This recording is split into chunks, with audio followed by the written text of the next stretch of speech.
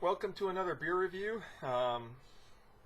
It's an odd night. I'm going to dub this beer, well, it's odd beer tonight as well. I'm going to dub this beer review the Burger King beer review because I ate a double Bacon King at Burger King and oh my goodness, it is not sitting easy. And I ate it 8 hours ago. It's still not sitting easy with me. Oof. Yeah, so what are we going to be doing tonight? We are going to be reviewing an interesting beer. Very interesting.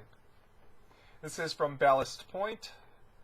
It's my first Nitro beer. Well, besides, Guinness Draft, which is a Nitro beer. And it's called Red Velvet. Golden oatmeal stout with beets, chocolate, and natural flavors added. Interesting little anecdote about golden stouts. I've never reviewed a Nitro stout before, and I've never had a golden stout before. And one of my regular viewers, you know who you are, kind of said golden stouts are an abomination, like black lagers are an abomination. That's his opinion. I've kind of made my own. Plus, I kind of think this one's a little bit anomalous, even for a golden stout. So I'm not going to go and judge golden stouts by this. So, Red Velvet, obviously, bringing up the idea of red velvet cake. Look at this bottle art. I absolutely love this bottle art here. It's plastic wrap, but it's very, very, it sort of brings up that sort of memento mori, style of art that was popular in medieval times. Yeah, I'm a geek. I'm a total geek. So, it's nitro, obviously. So, different kind of carbonation is not... Well, it's not carbonated per se, it's nitrogenated. 5.5 ABV. And let's get to this, shall we? Seeing that it's a nitro, you have to pour it a little bit vigorously to get a good head on it. So that's what we're going to do. I'm going to be using a stout glass here.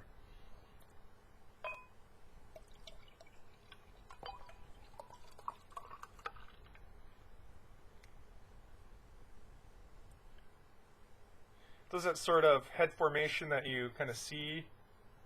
Sort of like a quicker Guinness Stout formation there. Very interesting color. I don't know if you probably can't see it because the light's shining through this way towards me. But this is the reddest beer I've ever seen. Far from being a golden stout, it is almost a ruby stout. It is redder than a red ale. It looks almost like a dark Kool-Aid.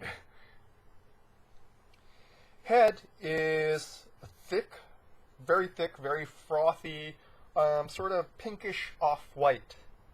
So even the coloration, and this is coloration from the beets. If you know beets, especially canned beets, they have a lot of red in them. They can really dye things red.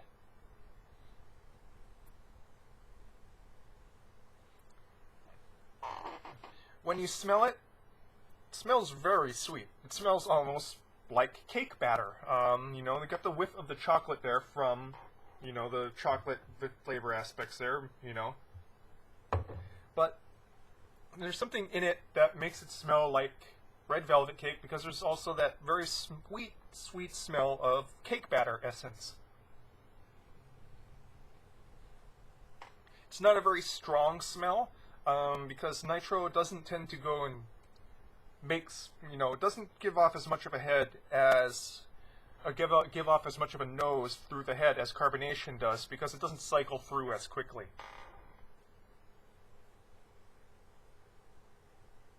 Lots of those tiny nitrogen bubbles. Some of them moving up, some of them just kind of sitting there.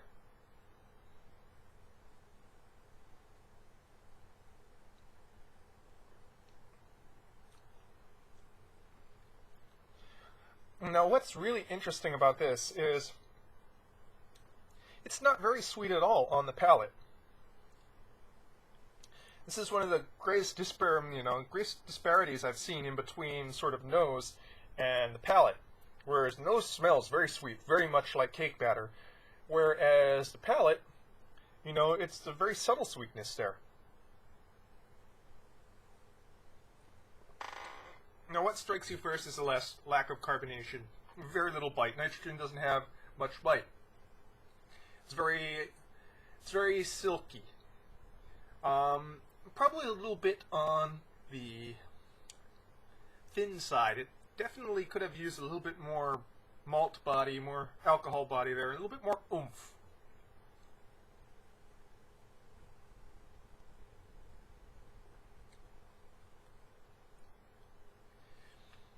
Interestingly, most of the bitterness is up front. It doesn't taste like malt bitterness. It tastes like hop bitterness. You know, the hops show up more in front and then kind of disappear at the end. They're not there really at all at the end. But the hops are sort of secondary. Well, there is a little bit of lingering hop bitterness in the finish. But this is not a hop show at all. It's just very interesting how the hops are kind of, the hop bitterness is in the front and then much less in the end, which is usually the other way around with, you know, your average beer.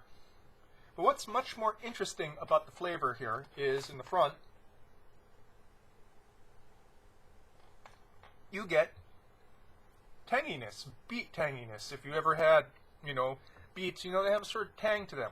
And also an earthiness that sort of lasts and defines in the mid palate and goes all the way into the finish there.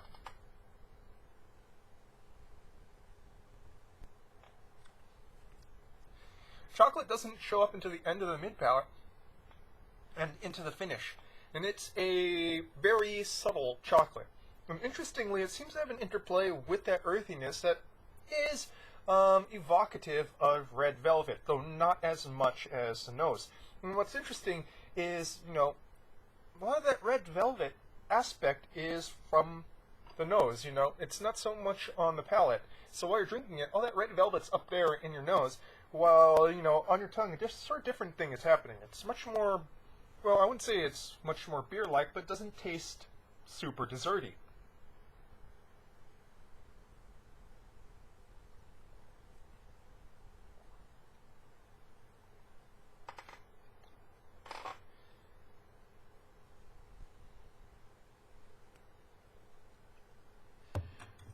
So you're kind of left with this very interesting sort of flavor note of, I don't know how you could describe it better, but unsweet cake batter, unsweet red velvet cake batter, as, you know, on your palate. You know, your nose is getting all those effervescent things going up into your nose, because it kind of lingers on your tongue too. Literally, it kind of turns a little bit red, not like you're drinking fruit punch red, but definitely it's a strong coloration agent in that beet there. You know, you have this sending messages to your brain of red velvet, but your tongue's, you know, sort of saying, I am drinking something mildly bitter and, you know, not all that sweet, a bit on the dry side. So it's kind of weird. Dry cake batter, go figure.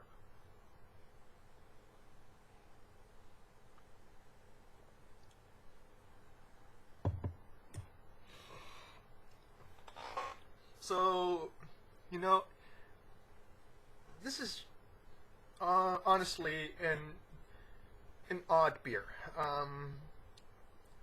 You know, I'm kind of blown away by how they kind of made it sort of work. Like I said, in this case, it really needs a bit of a thicker body, a little bit more alcohol, a bit more malt there. It gotta, you know, it is just so thin on the palate due to the lack of carbonation that it needs something there to kind of bring it up. You know, the taste and smell is, you know, outsized for the actual body of the beer. You know, it's the opposite of chewy. You know, and you're kind of expecting a certain amount of chewiness here, considering red velvet. Well, I digress here. You know, well, I would say this is better than the Ben & Jerry's one put out by New Belgium, you know, with chocolate chip cookie dough ale. It still kind of comes across as a stunt beer, something you buy a sixer of and you don't really return to because it is just so out there. There's just, you know, it doesn't really seem like a beer at all. It seems like some sort of brewer's experiment.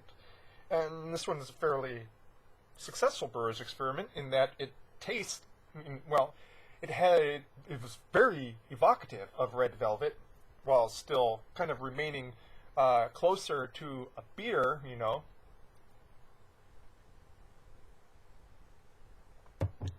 But You know, it's just so out there in taste. So, well, I have to say it, you know, because of the thinness of the body, even though it's really silky, you know, smooth, it's just unbalanced. Not as bad as with the other one that I've mentioned previously, the chocolate chip cookie dough one, but still, it's a stunt beer. It's a stunt beer that everyone who, you know, explores beer should definitely go and try. Even though this is fairly expensive, this is almost $14 for a sixer. But with Ballast Point, you generally get what you pay for. You get quality. And this is obviously quality. This is well crafted. It is just kind of pushing the envelope there. This is something that kind of goes and demonstrates, well, this is what can we do as a brewer? And, well, they did it. They used beets and chocolate and, you know, oatmeal and created red velvet cake out of it. And, you know, a beer evocative of red velvet cake. And that's kind of something you want to go and see. But, you know, it's like one of those things you only want to go and see once. Because once you've seen it, there's nothing really to go back to. Do have to say, though, lovely bottle art. Can't beat this bottle art. I want to see more. I want to see more. You know, round. You know, full-on bottle art like this. You know, where it's like. I like art. You know. You know, I like beer that's got like good bottle art. You know, none of this. Either something really classic like a Belgian or German beer. You know, where it's got like a nice typography and, you know, clean lines and everything. Or something that, you know, is just awesome. But I just don't want to go and see something that looks like a hipster's graffiti or something, wannabe graffiti or something like that. Well, 12 minutes, I'm kind of pushing it over, and I've digressed all over the place. But, you know, Ballast Point, red velvet. It's a stout that tastes like red velvet. Try it once. Maybe you'll want to try it again, but, you know, your mileage may vary with all these things. That's your beer review for tonight, folks. Cheers.